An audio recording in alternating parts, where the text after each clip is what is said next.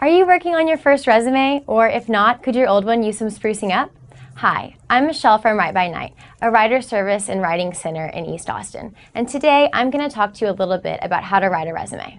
The most important thing I can stress to you as you work on your resume is that you need to tailor your resume for whatever you're applying for. So before you even begin, you should check whether you're applying for a school. A lot of times schools will have certain formats they would like to receive the resume in. Or if you're applying for a job position, it's always great to look at what the employers are wanting in their candidates and even try to mimic some of the language they use in their requirements on your resume.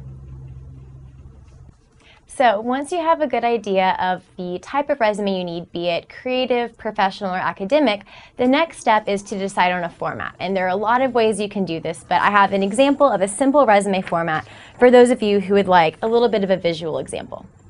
And so the first step is you want to have a header, something that provides your name and any contact information you'd like to include. For example, a phone number, email address, or maybe even a home address if you think that would be helpful.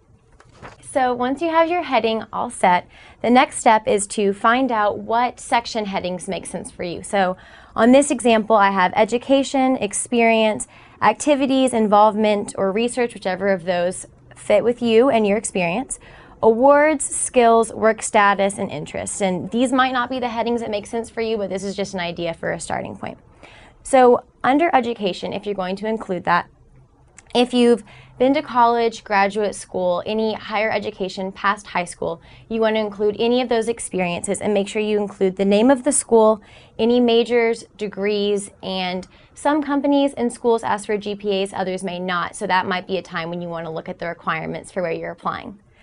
If you haven't yet been to college, then you should include any high school information, GED information, anything of that sort.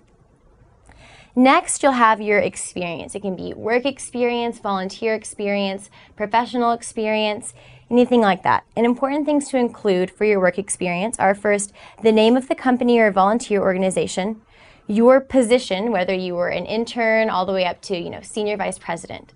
You want to include the dates at which you were employed or volunteering for that organization.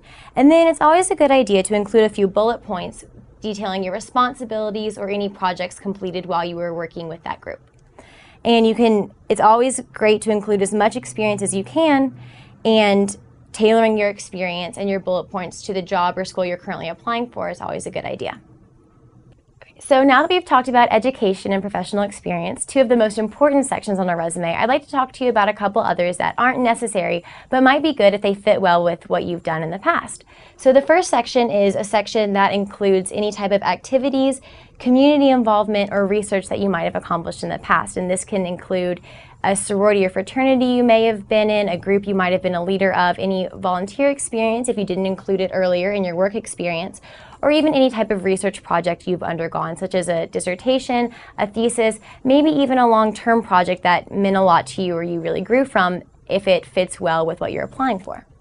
Another section that you may or may not include is awards. So any important salient award that you've received that you think might look good for this potential employer or potential school would be a great thing to include on your resume.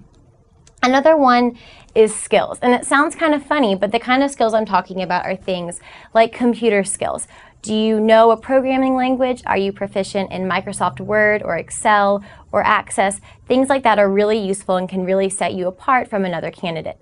Another great skill to include is any proficiency in a foreign language, whether it's full fluency or even just a working knowledge or conversational. That can be something else that sets you apart. Another thing you might want to include is your work status, be it citizen or you have your work permit or whatever it may be. A lot of times employers will find that to be very helpful. And a final category that some employers may like, others may not, and it's really up to you, is your interests. Especially if your interests really coincide with the type of program or job you might be applying for, or if it's just more of a creative, personable company and you think they might be interested to know a little bit more about you. So like I said, these are just some ideas for sections, but as you think about it, as you work on your resume, just be aware of what works for you and what makes sense for your resume. So now that we've gone through all of the different components of a resume, what's important to keep in mind is length. I know this sounds like a lot, but it's really important to try to keep your resume about to the front of one page unless the potential employer or school tells you differently.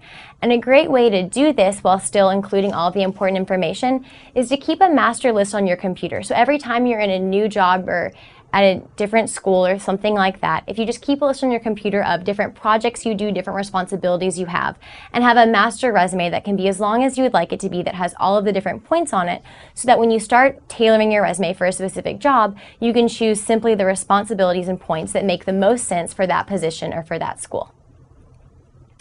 So now that you've talked about the length of your resume, another important formatting topic that I'd like to touch on briefly is making sure that everything is consistent. So as you can see on this one, and this is, as I said, this is very simple, but it's always good to have consistency with your font size, with your indentations, and with the way that you list your job experiences. So the way you list job experience number 1 should look the same as the way you list job experience number 2, etc. And even if you want to get really picky about it, it's often good if you can use the same number of bullet points, at least for the most important ones. Older jobs that might not be as relevant, you might have fewer for, but the first couple that you think are the most applicable to what you're applying for, you should try to have them mirror each other in style and format in the way you write them. And another good tip when you're putting your resume all together and you're finalizing it is to make sure you're using active language.